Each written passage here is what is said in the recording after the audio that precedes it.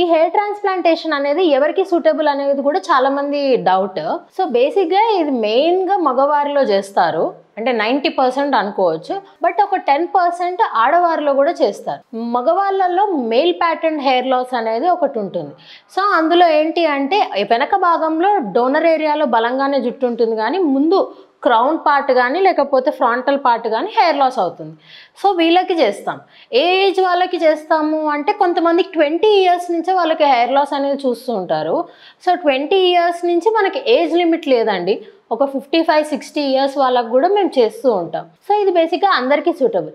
అలాగే ఆడవారిలో ఏంటి అంటే కొంతమందికి female pattern of hair loss అనేది ఉంటుంది. ఆ ముందు భాగం అంతా కూడా పల్చగా కనిపించడము, ఇట్లా పాపడి తీసినప్పుడు కూడా హెయిర్ అంతా కూడా ఎక్కువ కనిపించడం అలా ఉంటుంది. సో అలాంటి వాళ్ళకి ఏంటి అంటే నో షేవ్ మెథడ్లో చేస్తాము. అంటే వాళ్ళకు కూడా వెనక నుంచే తీసుకుంటాము, మొత్తం హెయిర్ అంతా కూడా షేవ్ చేయాల్సిన అవసరం లేదు. కొంచెం భాగం వరకు షేవ్ చేసుకొని అక్కడి నుంచి ఈ బలమైన హెయిర్ ఏదైతే ఉందో ముందు ట్రాన్స్ప్లాంట్ చేస్తాం.